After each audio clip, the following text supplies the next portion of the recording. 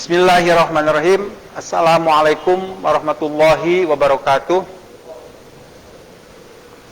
Alhamdulillahilladzi alafa baina qulubina fasbahna bi ni'mati ikhwana. Asyhadu an la ilaha illallah wahdahu la syarikalah wa asyhadu anna Muhammadan abduhu wa rasuluh alladzi la nabiyya ba'da. Allahumma shalli wa sallim mubarik ala Muhammad wa ala alihi wa ashabi ajmain, amma ba'du. Hadirin wal hadirat, bapak-bapak, ibu-ibu, kaum muslimin wa muslimat di mana saja Anda berada. Alhamdulillah pada sore hari ini kita kembali mengudara, kita kembali berjumpa dengan antum semua. Mudah-mudahan dalam keadaan sehat walafiat. Sore hari ini kita akan kembali menyimak kegiatan rutin taklim rutin pekanan yang diselenggarakan oleh DPD Partai Keadilan Sejahtera yang disiarkan dari Jalan Insinyur Haji Juanda. Sebelum kita menyimak, alhamdulillah pemateri sore hari ini sudah ada di studio. Insya Allah beliau akan menerangkan tentang bagaimana membangun moralitas bangsa melalui keteladanan, yang mana saat ini keteladanan terutama dari para pemimpin bangsa betul-betul mengalami krisis yang sangat parah. Mudah-mudahan dengan mendengarkan taujih dari Ustadz Wildan Cinta Firdaus, kita bisa mendapatkan pencerahan, mendapatkan pengetahuan yang sangat luar biasa. Dan jangan lupa, bagi Anda yang ingin bertanya kepada beliau, silahkan layangkan ke kami, insya Allah beliau akan jawab. Untuk itu kami persilakan kepada beliau, yang mana sore ini beliau sudah siap dengan berbagai macam pertanyaan dari para pemirsa di rumah. Silakan Ustaz.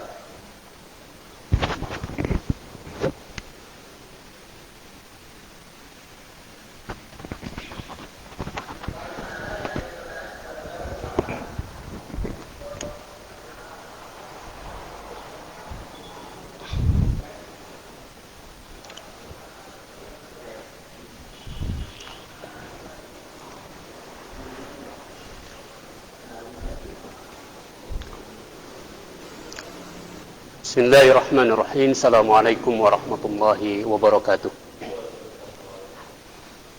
Alhamdulillahil qail wa qur'anan farqanahu litaqra'ahu 'alan nas 'ala muksin wa nazzalnahu tanzila. Asyhadu an la ilaha illallah wahdahu la syarikalah wa asyhadu anna Muhammadan 'abduhu wa rasuluh. Allahumma shalli wa sallim ala habibinal karim rasulil amin Muhammad sallallahu alaihi wasallam alladhi uhiya ilaihi azza wa jal, thumma awratna alkitaba alladhina astafayna min ibadina faminhum zalimun li nafsihi wa minhum muqtasid wa minhum sabiqun bil khairati biidznillah wa ala alihi wa ashabihi alladhina ja'alul qur'ana imama wa ba'd. Allahumma bika amsayna bika nahya bika namut wa ilaikan nusur. Amsayna ala fitratil Islam wa kalimatil ikhlas wa ala dini nabiyyina Muhammadin sallallahu alaihi wasallam wa ala millati abina Ibrahim hanifa wa ma kana minal musyrikin. Amin ya rabbal alamin. Pemirsa PKS TV, sahabat yang senantiasa setia menyimak kajian pekanan yang diselenggarakan oleh DPD PKS Kota Tasikmalaya. Alhamdulillah, bersyukur kita kepada Allah Subhanahu wa taala di kesempatan ini. Kita bersyukur atas limpahan nikmat, utamanya adalah nikmat sehat dan kesempatan. Semoga dalam kesempatan ini kita tidak termasuk orang-orang yang ditegaskan oleh Rasulullah SAW sebagai orang-orang yang tertipu dengan nikmat yang Allah berikan. Ni'matani maghbun katsirun minan nas, as-sihhatu wal faragh. Di tengah banyaknya umat manusia, di saat Allah berikan dua nikmat, yaitu nikmat sehat dan nikmat kesempatan, semoga kita tidak termasuk orang-orang yang tertipu dengan dua nikmat itu. tapi kita harus senantiasa selalu mensyukurinya. Juga pemirsa sekalian, dalam kesempatan ini juga kita bersyukur kita memasuki di antara salah satu bulan yang mulia, bulan Rabiul Awal, bertepatan dengan dilahirkannya Rasulullah Muhammad sallallahu alaihi wasallam, yang bahkan bulan ini juga ada yang menyebutnya dengan Rabi' al-Anwar, karena memang di sini bulan di mana tidak hanya disebut sebagai musim semi, tapi juga satu musim yang di dalamnya terpancar cahaya dengan kelahirannya sosok manusia termulia di bumi ini, yaitu Rasulullah Muhammad sallallahu alaihi wasallam. Pemirsa sekalian, dalam kesempatan ini bincang di kajian pekanan yang tadi sudah disampaikan oleh moderator, kita ingin berbincang seputar apa yang diungkapkan dalam istilah Al-Quran, yaitu uswatun hasanah, di mana ini satu kata kunci untuk membangun moralitas bangsa utamanya, yang tentunya saya ingin memulainya dengan satu ungkapan yang barangkali pemirsa sering mendengarkan ungkapan ini. Ada seorang yang mengatakan bahwa drive yourself, drive your people, drive your nation. Jadi kemampuan untuk menata sebuah lingkungan berskala besar, dalam hal ini bangsa, negara, itu semuanya harus dimulai dari pribadi, diri kita sendiri. Makanya kemampuan kita untuk mendrive diri kita, memanaging emotion, ya, kemudian kemampuan kita memanage masyarakat, drive your people, maka akan menjadi bekal untuk mampu menata skala besar, yaitu bangsa dan negara. Akan tetapi barangkali berbicara tentang membangun moralitas bangsa melalui keteladanan ini, saya ingin mengajak pemirsa sekalian memulai dari fokus pada 4 poin utama.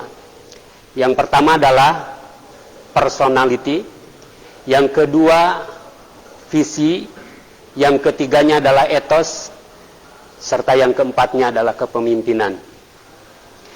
Jadi di saat berbicara tentang uswah, bagaimana kita harus bisa menjadi di antara sosok pribadi yang memancarkan keteladanan, baik untuk lingkup keluarga ataupun juga lingkungan sekitar kita dan seterusnya.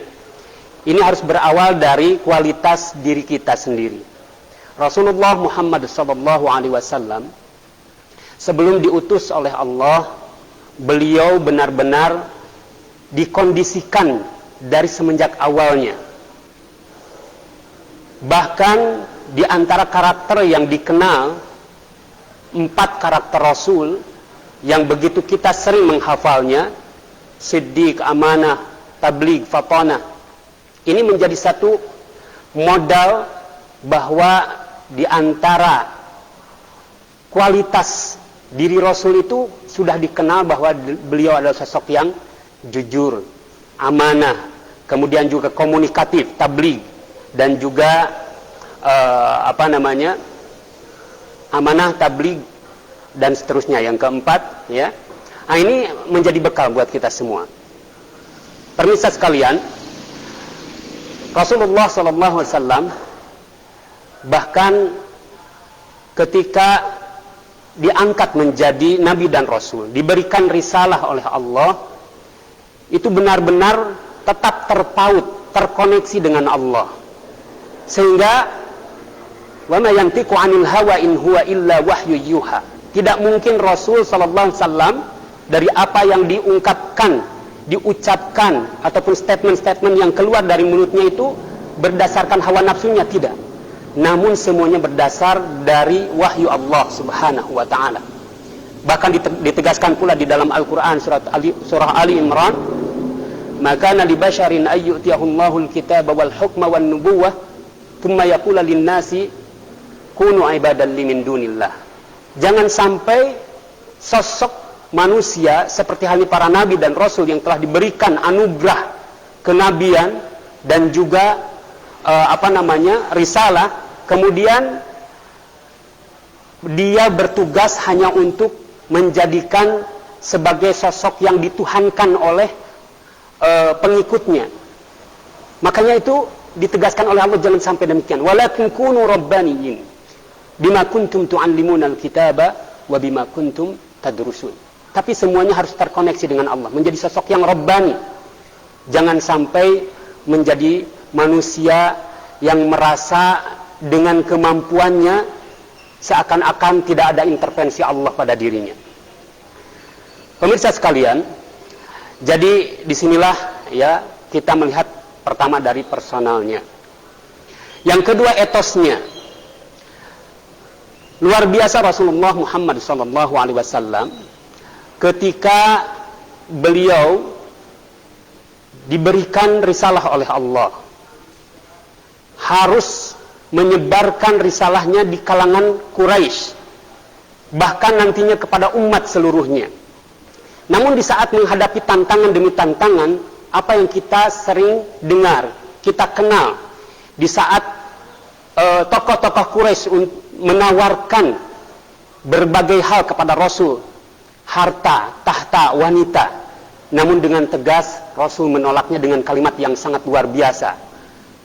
Saat itu bujukan ini disampaikan melalui pamannya, Abu Thalib. Namun betapa luar biasanya apa yang diungkapkan oleh Rasulullah Muhammad SAW. Kalau tugas sudah benar-benar menjadi amanah bagi dirinya, beliau katakan, wallahi ya bena'am, wallahi ya am, law wada'u syamsa fi yamini wal qamar ala yasari ala an atruka hadzal amr ma taraktuhu hatta yudhhirahu Allah aw ahlaka dunahu. Ini luar biasa.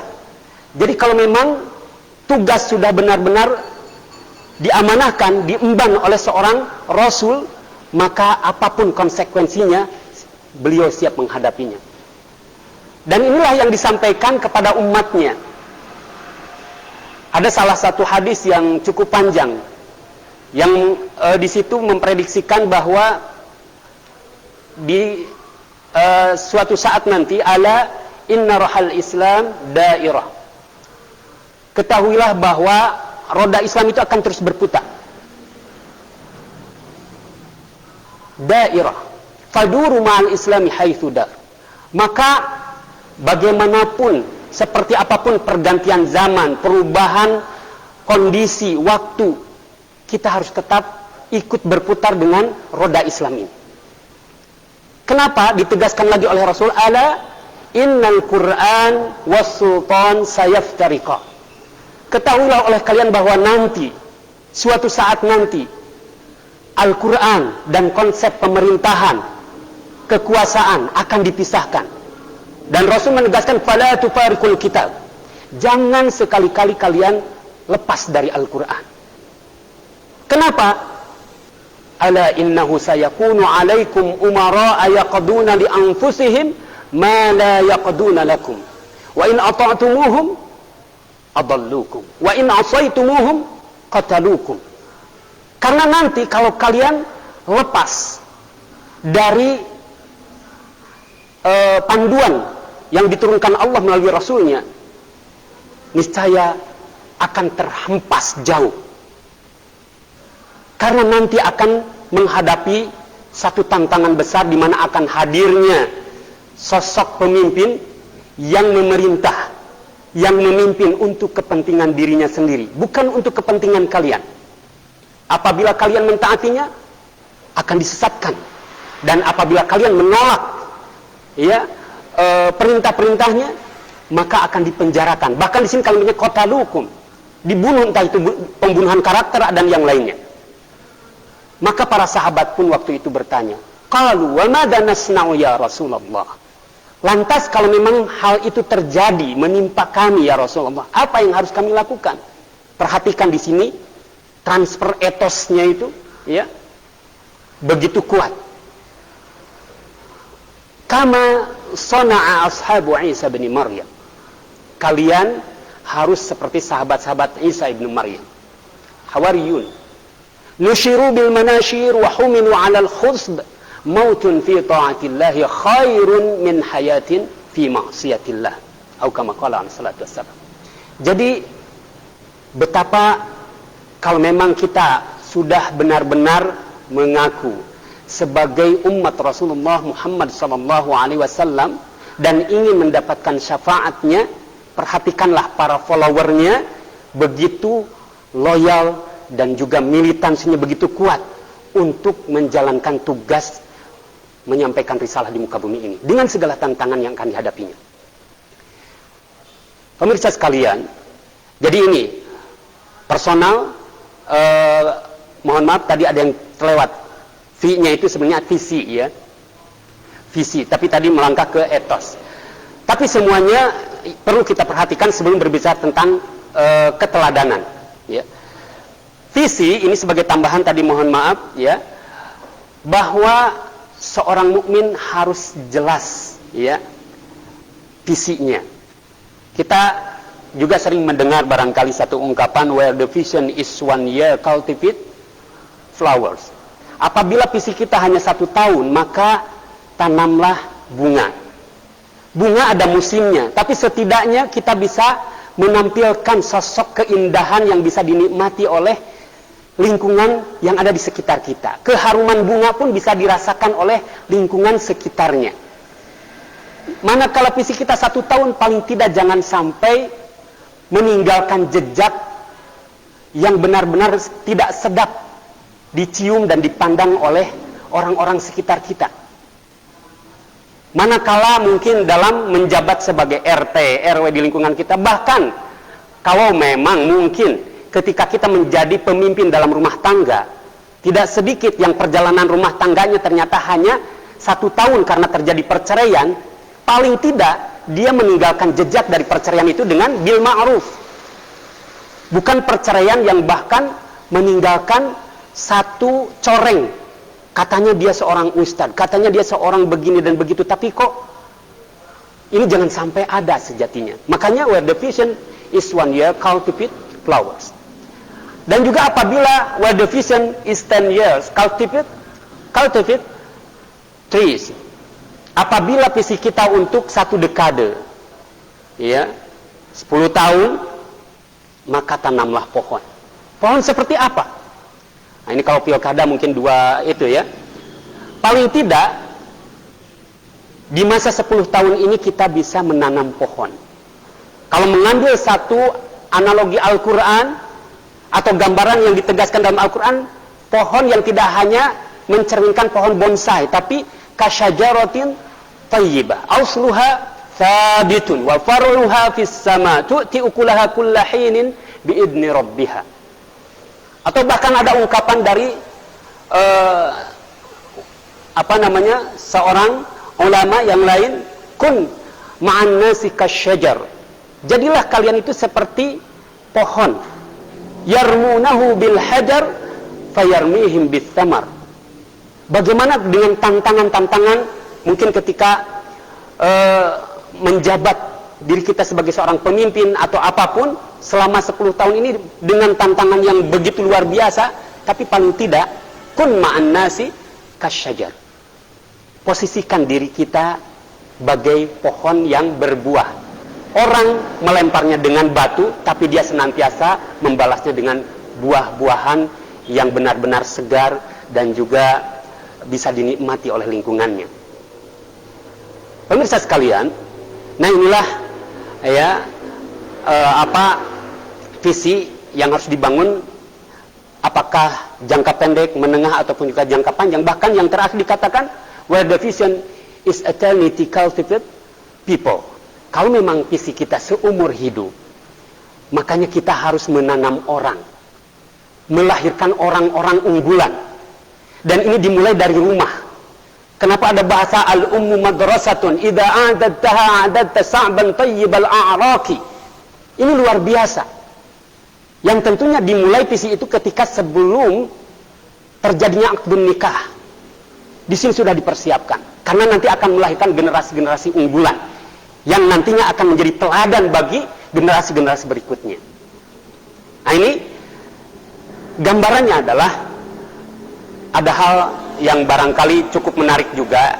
Ini dalam sebuah keterangan hadisnya memang dhaif, tapi melihat dari redaksinya kita bisa melihat, bisa memposisikan diri kita paling tidak ya, di saat ada seorang sahabat yang bertanya, "Ya Rasulullah, ayu julasaina khair?"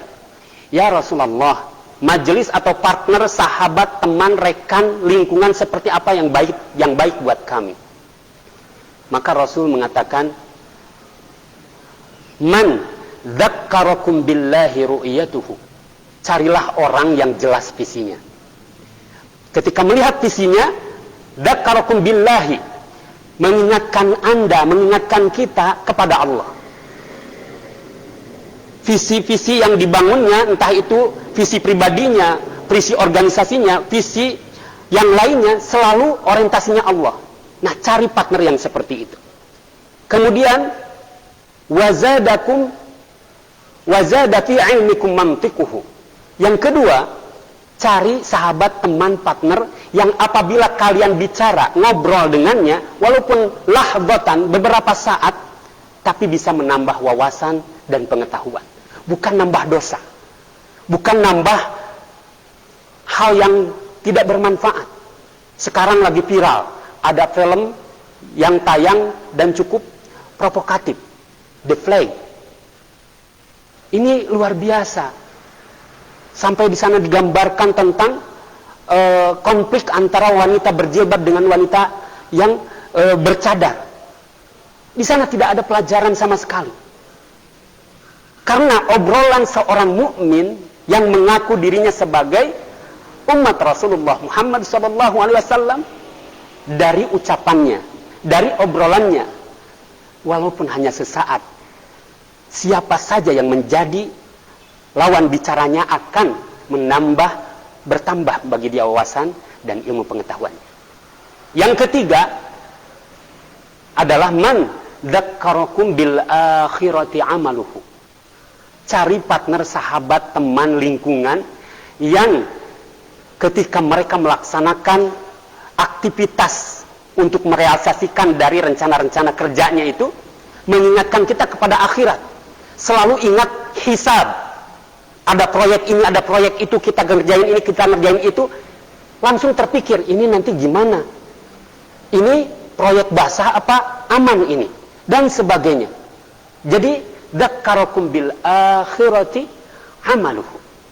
Nah ini, dari personalnya, visinya, kemudian etosnya. Nah baru ke yang K-nya kepemimpinan. Ya. Poin kepemimpinannya, banyak ayat-ayat Al-Quranul Karim yang menjelaskan betapa keunggulan sosok pribadi Rasul ini dalam menyampaikan risalah. Ternyata tetap beliau menyampaikannya tidak single fighter, tapi selalu diikuti oleh followernya yang luar biasa. Misal, di saat Rasul SAW harus menyampaikan risalahnya yang pertama, kita lihat sambil memurajaah kurikulum pertama yang membuat gegernya Quraisy dengan diangkatnya Muhammad Rasulullah sebagai utusan Allah Subhanahu wa ta'ala. Pertama kali ayat yang turun kepada beliau sallallahu alaihi wasallam yaitu suratul Alaq. Iqra, menandakan seakan-akan ada pesan bagi siapapun yang siap menjadi seorang leader, seorang pemimpin, harus punya modal intelektual, kapasitas intelektual yang memadai. Iqra. Yang kedua, tidak juga cukup hanya sekadar mengandalkan kapasitas intelektual, hanya kepintaran saja dengan berbagai label jabatan yang berjejer. Tapi setelah itu turunlah surat, ini dari tartib nuzul ya. Dari tartib nuzulnya turun surat Al-Qalam. Nun wal qalami wa ma yasturun. Ma anta bi ni'mati rabbika bimajnun wa inna laka la ajran ghairu mamnun wa innaka la ala khuluqin 'azim. Disinilah moralitas. Benar-benar memperkuat modal kapasitas intelektualnya. Tidak hanya pintar, tapi juga dia benar-benar punya akhlak akhlak yang luar biasa. Akhlak yang mahmudah. Yang setiap orang ketika melihatnya itu begitu mudah untuk menduplikasinya, mengikutinya, menerimanya. Itu. Pemirsa sekalian, jadi ini yang kedua. Lantas setelah surat Al-Qalam turun, kurikulum berikutnya, dan ini tidak full satu surat, hanya beberapa ayat yang Allah turunkan, tapi luar biasa. Perubahan ya yang terjadi begitu luar biasa di lingkungan masyarakat Quraisy. Selanjutnya, setelah modal kapasitas intelektual tertanam pada pribadi Rasul Muhammad SAW, kemudian yang keduanya adalah semakin kokohnya moralitas pribadi Rasul, dikenal sebagai sosok yang jujur, dapat dipercaya dan seterusnya. Maka yang ketiganya adalah turun suratul Muzammil. Ya ayyuhal muzammil. Ini perhatikan, kalau kita membaca Al-Quran ya, dari sisi sentuhan-sentuhannya, makanya kalau kita tilawah itu harus mengaktifkan 3 aspek: to think, to feel, to act. Berpikir, merasa, bertindak. Ya. Ketika kita rasakan surat Al-Muzammil secara verbal, kalau kita baca itu ujung-ujung ayatnya sentuhan yang halus, karena diakhiri dengan lam sukun dan juga mad iwad. Ya ayyuhal muzammil qumil laila illa qalila nisfahu aw inqus minhu qalila aw zid 'alaihi warattilil qur'ana tartila. Di sini ada sentuhan bagi orang yang mungkin baru mendapatkan amanah, tugas untuk memimpin sebuah bangsa, masyarakat, lingkungan, maka Allah mengajak, membentuk ya calon pemimpin ini dengan sentuhan-sentuhan yang luar biasa agar dirinya selalu terkoneksi dengan sang penciptanya. Ya ayyuhal muzammil, hai orang yang berselimut. Di sini nyata berselimut. Selimut karena dingin atau apa. Qumil laila, bangunlah, jangan terlelap dalam tidur. Laila, tadinya sepanjang malam, kemudian dirukhsah illa qalila. Ya, atau kurangi sedikit. Auzid 'alaihi warattilil qur'ana tartila. Baca lagi bahwa semua yang dilakukan itu harus sesuai dengan panduannya. Kita beli produk pasti akan diberikan manual booknya. Kalau kita ngotak-ngatik sendiri, bisa jadi kita dapat mengoperasikan produk yang kita miliki itu. Tapi kadang-kadang seringnya ketika kita membeli sebuah produk tanpa mengikuti aturan petunjuk yang ada dalam manual booknya, banyak yang tidak panjang umurnya, cepat rusak. Dan Rasul Sallallahu Alaihi Wasallam ternyata disentuh dengan sentuhan ayat yang luar biasa, ya ayyuhal muzammil, agar warattilil qur'ana tartila. Baca lagi Al-Quran dengan tartil. Tartil itu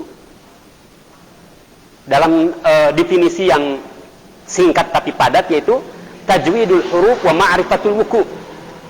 Bagaimana dia bisa membacanya dengan sentuhan-sentuhan yang mengikuti aturan-aturan. Sejatinya kita sedang berkomunikasi dengan sosok yang agung dan mulia, yaitu Allah Subhanahu wa ta'ala, maha mulia. Makanya tajwid harus bagus, harus indah. Wa ma'rifatul wuku, tahu titik komanya agar tidak salah persepsi. Nah, ini tartil. Kemudian saat berkomunikasi, karena di sini surat Al-Muzammil berbicara tentang qiyamul lail, ini adalah puncak curhatnya seorang hamba dengan Allah. Qumil laila illa qalila nisfahu aw inqus minhu qalila aw zid 'alaihi warattilil qur'an. Dan ayat-ayatnya itu luar biasa, berbicara tentang membangun kedekatan seorang hamba dengan Allah. Kenapa demikian? Karena ini al-alaq, al-qalam, al-muzammil, sejatinya ini adalah sebuah bekal yang ditanamkan, diinstal kepada pribadi yang siap untuk menjadi calon pemimpin. Dan di mana nanti dia harus menjadi seorang pemimpin yang layak untuk diikuti sebagai uswah hasanah. Ah, inilah apa yang keempatnya, makanya Allah menurunkan wahyu berikutnya itu suratul Muddathir. Sama-sama sering diterjemahkan dengan wahai orang yang berselimut, tapi Al-Muddathir di sini bukan hanya sekedar selimut dalam arti selimut yang menutupi kalau kita lagi kedinginan, tapi sentuhannya adalah kepada mereka yang pada saat itu tidak ada aktivitas apapun atau merasa berada di zona aman. Dengan sentuhan Al-Muddathir, dan beda sekali dengan Al-Muzammil. Kalau Al-Muzammil sentuhannya lam sukun dan mad iwad. Di sini ra takrir. Ya. Ya ayyuhal muddathir. Ini getarannya terasa. Jadi harus benar-benar jangan menunda, jangan merasa tenang di zona aman. Ya ayyuhal muddathir, kum fa'anzir wa rabbaka fakabbir wa thiyabaka fatahhir wa ruzza fahjur.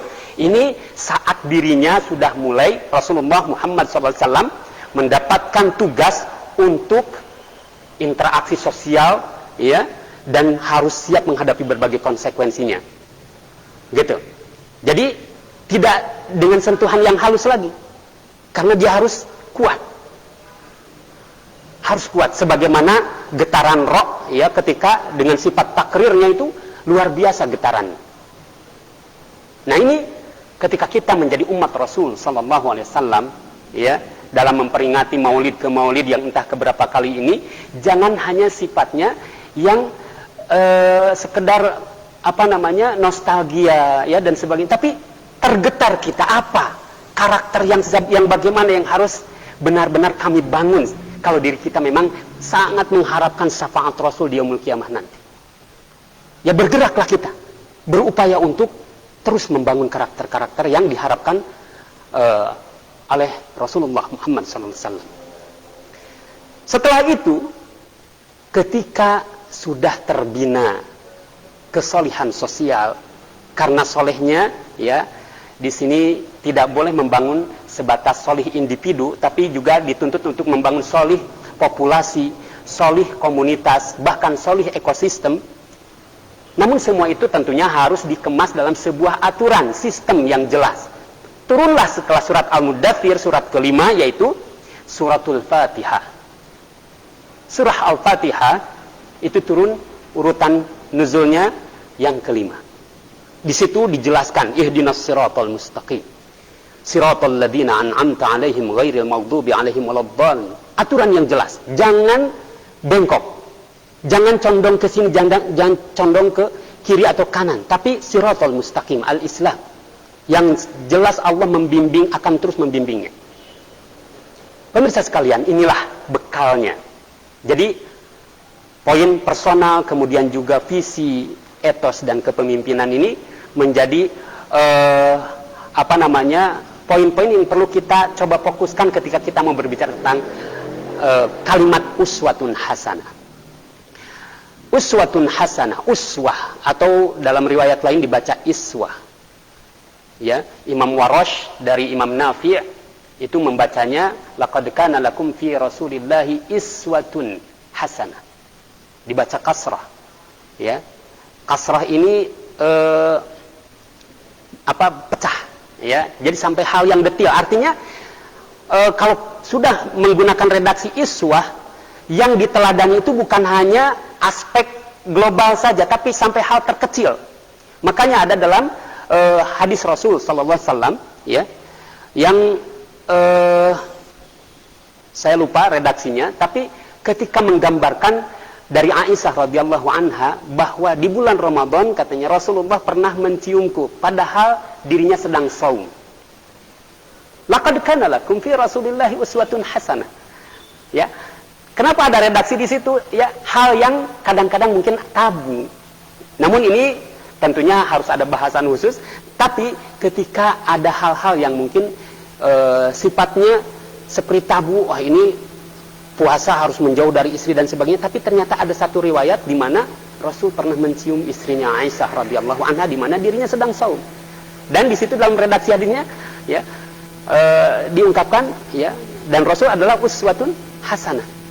Gitu. Jadi hal yang terkecil, bahkan ke hal yang besar, makanya Rasul itu digambarkan sebagai sosok uswatun hasanah, ya, atau iswah, ya, uswah, iswah sama. Pemirsa sekalian, dari sinilah ya, jadi ketika berbicara tentang keteladanan ini, kita juga mengenal ya, atau sering membaca, menghafal sebuah redaksi hadis ya. Kalau kita belajar Al-Qur'anul Karim, itu ada hadis yang begitu populer kalau belajar Quran, yaitu khairukum man ta'allama Al-Quran wa 'allama. Sebaik-baik kalian adalah orang yang belajar Al-Quran dan mengajarkannya. Bagi insan pendidik ya, mungkin kita memahami terkait kontekstual ya, apa namanya, teaching and learning gitu. 7 komponen ya, 7 komponen kontekstual teaching and learning.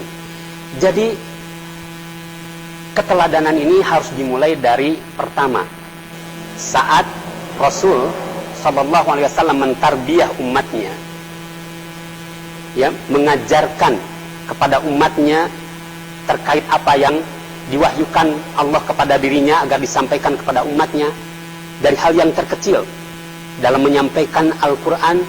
Pertama kalimatnya Iqra, qara'a ya. Tapi kesananya Al-Quran banyak menjelaskannya dengan redaksi, menyampaikannya dengan redaksi utlu tilawatan. Nah, tilawah ini artinya sabaqahu au tabi'ahu. Orang yang tilawahnya benar itu berarti dia harus sabaqahu, punya ruhut tanafus, punya motivasi untuk berkompetisi menjadi lebih baik, punya semangat kompetisi yang luar biasa ya. Yang kedua, tilawah juga bermakna tabi'ahu, to follow. Dia pun harus wajib mengikuti aturan-aturan. Bahkan dalam baca Quran, kenapa ada aturan tajwid, ada hukum tajwid. Dalam tafsir ada aturan-aturan, kaidah-kaidah bagaimana menafsirkan Quran, bagaimana cara mentadabburi Al-Quran yang benar. Bahkan dalam beramal ada tahapan-tahapan agar kita bisa merealisasikan kandungan Al-Quran yang 30 juz 114 surat ini secara tahap demi tahap. Wa Qur'anan faraqnahu litaqra'ahu 'alan nas 'ala muksin wa nazzalnahu tanzila. Jadi di sini tahapan-tahapannya.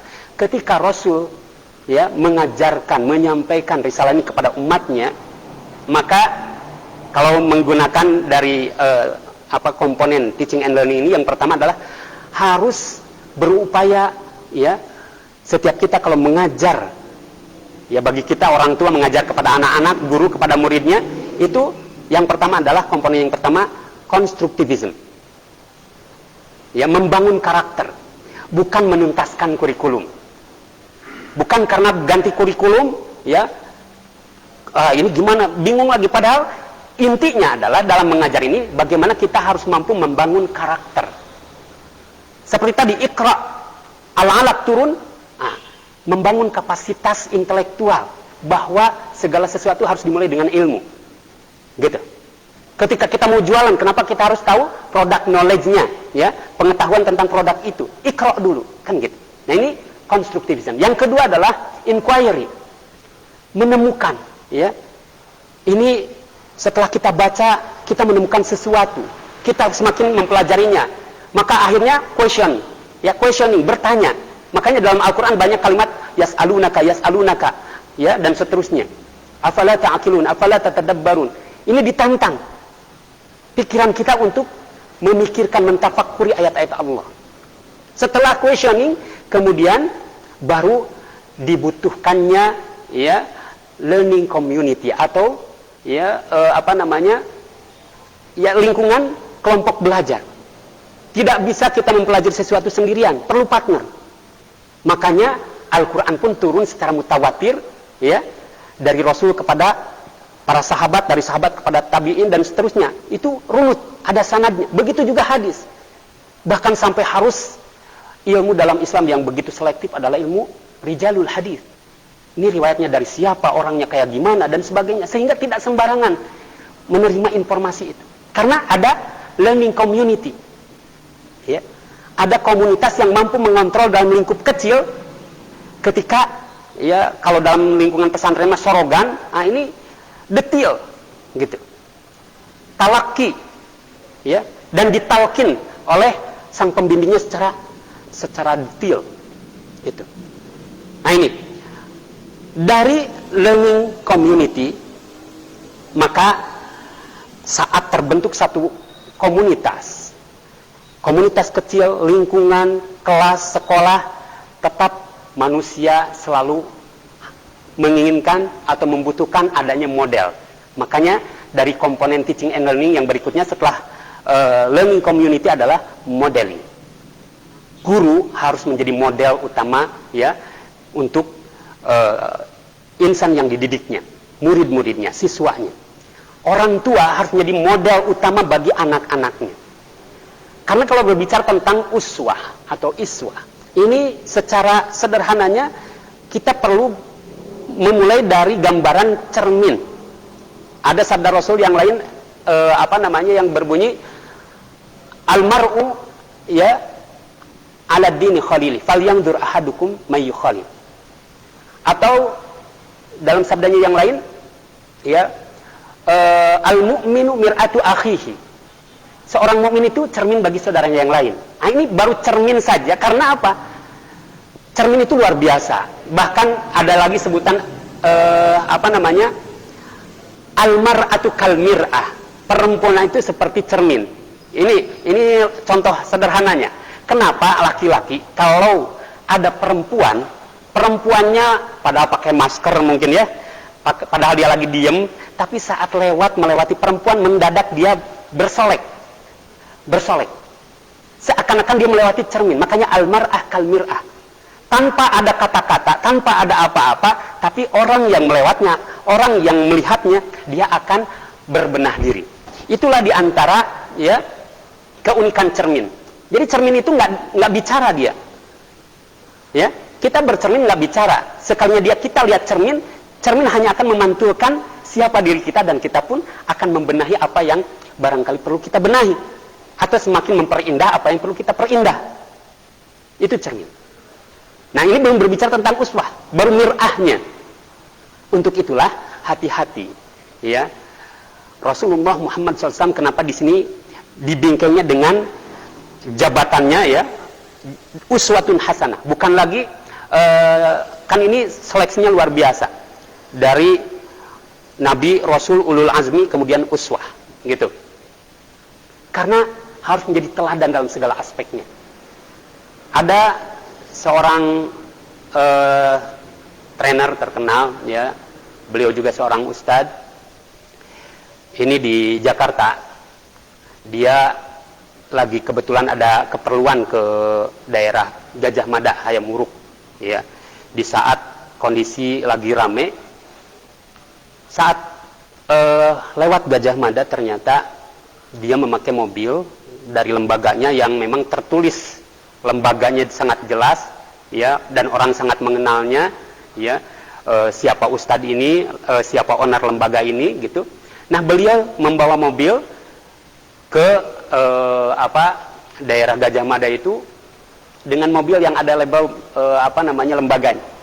Dia bingung nyari-nyari tempat parkir. Nggak dapat di Gajah Mada, balik lagi ke Hayamuruk, balik lagi sampai akhirnya karena nggak dapat ada ya tempat kosong untuk satu mobil, tapi di depan, nah ini yang agak nggak enak lihatnya karena persis di depan diskotik yang orang tahu. Ya, itu diskotiknya, wah, setiap orang tahu ini di dalamnya apa gitu. Karena memang dapat parkirnya di situ ya cuma numpang parkir. Apa yang terjadi? Hanya numpang parkir, ternyata besoknya ada kabar, kesimpulannya ternyata Ustadz doyan. Ini bahasa dengan kata Ustadz doyan aja, hanya melihat parkir saja di situ, padahal Ustadznya kebutuhannya kemana? Ini masyarakat mengeneralisir dengan luar biasa. Ini pentingnya kita harus hati-hati dengan tabiat umum masyarakat yang begitu mudah mengeneralisir ya seseorang ya, apalagi dia sosok seorang yang dikenal alim dan sebagainya gitu. Nah, pemirsa sekalian, jadi ini modeling ya, modeling pentingnya dalam komunitas belajar, pesantren, sekolah, di rumah bahkan harus ada sosok model yang bisa menjadikan anggota keluarga, sekolah atau yang ada di dalamnya itu bisa melihat saya harus bagaimana melakukan hal ini, saya harus bagaimana melakukan hal itu. Maka ketika ada modelnya sebagaimana Rasul, ya, dulu pernah ketika terjadi pas mau menyembelih, ya, ketika umrah, ya, haji pada diem gitu, ya. Tapi ketika istrinya langsung, udah Anda yang lakukan, maka para sahabat mengikutinya. Nah itu, ya. Jadi modeling. Dan komponen yang berikutnya adalah dalam contextual teaching and learning, ya. Setelah modeling, pentingnya reflection, adanya proses refleksi diri, ya, perenungan, tahannus, muhasabah, ya, proses evaluasi diri, sehingga kita selalu on the track, ya, selalu terkontrol, sebagaimana Rasulullah SAW yang menjadikan tempat untuk rehatnya di dalam sholat, tahannusnya di dalam tahajud, ya, dan seterusnya. Yang ketujuh adalah, ya, penilaian, ya, menghasilkan karya. Komponen yang ketujuh adalah authentic assessment. Jadi belajar bukan hanya untuk mendapatkan nilai angka. Keluar pesantren, keluar sekolah bukan hanya untuk mendapatkan ijazah belaka atau sertifikat belaka, tapi yang dibutuhkan adalah dengan proses belajar dan mengajar, ada karya yang dihasilkan, ada manfaat yang dirasakan dari hasil belajar dan proses mengajar kita. Begitulah Rasulullah SAW diutus, makanya dengan 4 sifatnya itu, ya, tabligh salah satunya, komunikatif, bahkan mampu menempatkan dengan siapa beliau berbicara, ya, ala qadri uqulihim, ala manzilatihim, sesuai dengan siapa yang diajak bicara, makanya dapat diterima oleh siapapun. Dan ini harus menjadi cermin bagi kita yang terkadang kita ingin menyampaikan Islam, tapi dengan ya seenak diri kita saja, gitu. Tidak melihat panduan sebagaimana Rasul, bagaimana menyampaikan tahap demi tahap risalah yang diturunkan oleh Allah kepada dirinya. Barangkali ini, ya, jadi kilasan dari dalam mengenang, memperingati Maulid Rasulullah Muhammad SAW. Saya ini dalam rangka usikum wa iya, ya, karena kita mungkin sebagai orang tua yang apalagi di masa pandemi ini kita dituntut harus mengajar, ya, terjun langsung menjadi seorang pendidik dalam segala aspeknya di rumah, dan ini ternyata menuntut bekal yang luar biasa, ya, yaitu tadi, ya, pentingnya iqra, kapasitas intelektual, kemudian yang kedua moralitas, ya, kemudian yang ketiganya spiritualitasnya, karena kadang-kadang kita nggak sabaran gitu, ingin anak tuh harus begini, harus begitu, ya. Padahal para nabi dan rasul, diantaranya yang ulul azmi kita kenal, Nabiullah Nuh alaihissalam, luar biasa apa yang disampaikan kepada anaknya yang masih menolak ajakannya dengan kalimat yang begitu halus, ya bunayyar kam'an. Jadi moralitasnya, spiritualitasnya, baru yang kemudian, ya, berupaya untuk mengajak orang lain solih bersama, ya, tidak hanya membangun kesolihan individu tadi, tapi kita membangun solih populasi, komunitas, ekosistem, agar semakin tercipta kenyamanan, ketenangan di lingkungan kita. Dan yang terakhir, ya, dalam berupaya, ya, membangun karakter, ya, membangun karakter dengan modal keteladanan ini menjadi hal yang bilhal, aplikatif, ya, agar kita tidak tertumpu pada aspek teori, karena kalau masalah teori begitu banyak, ya, jangan sampai semakin banyak referensi, kita semakin jadi bingung mana dulu yang harus kita lakukan. Makanya wajar ada sebuah lembaga yang begitu banyak dicekoki berbagai referensi ilmu, buku ini, buku itu, dan sebagainya, tapi ternyata dalam hal aplikatif kalah dengan kalangan-kalangan grassroots yang langsung melakukan sesuatu dari apa yang baru dia terima saat itu juga. Sebagai penutup, ya, jadi intinya berbicara tentang uswatun hasanah, keteladanan, tidak cukup hanya sekedar kita menjabarkan dari aspek teori, tapi kita memulai dari diri kita, ya. Drive yourself.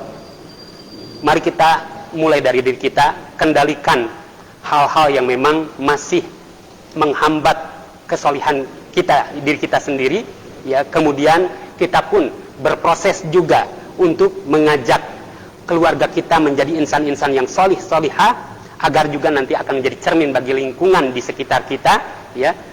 Sehingga nantinya akan tercipta, ya, dari satu pribadi menjadi drive your nation. Terciptalah sebuah bangsa, negara yang benar-benar dengan banyaknya orang-orang yang memiliki karakter, akhlak yang selalu terkoneksi dengan sang penciptanya. Sudah barang tentu negara itu adalah negara yang dilabeli dalam Al-Quran sebagai baldatun thayyibatun wa rabbun ghafur, insyaallah. Demikian yang bisa saya sampaikan dalam kesempatan ini. Barangkali ada tanya jawab kalau memang masih ada waktu. Tidak ada? Oke. Kalau tidak ada, saya tutup, ya. Lebih dan kurangnya mohon maaf. Hadanallah wa ikum ajmain. Wal afu minkum. Assalamualaikum warahmatullahi wabarakatuh.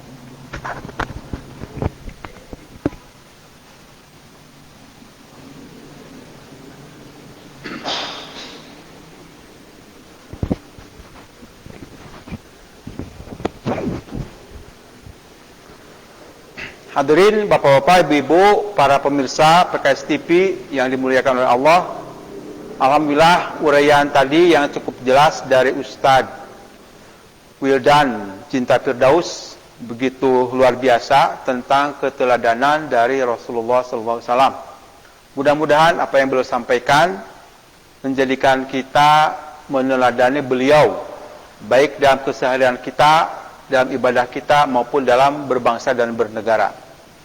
Baik, para pemirsa PKS TV yang dihormati, yang dirahmati oleh Allah, demikian saja TRP untuk pekan ini. Mudah-mudahan kita bisa kembali berjumpa di pekan yang akan datang. Dan kita tutup dengan doa hamdalah bersama-sama. Alhamdulillahirabbil alamin. Rabbana atina fid dunya hasanah fil akhirati hasanah wa qina adzabannar. Wassalamualaikum warahmatullahi wabarakatuh.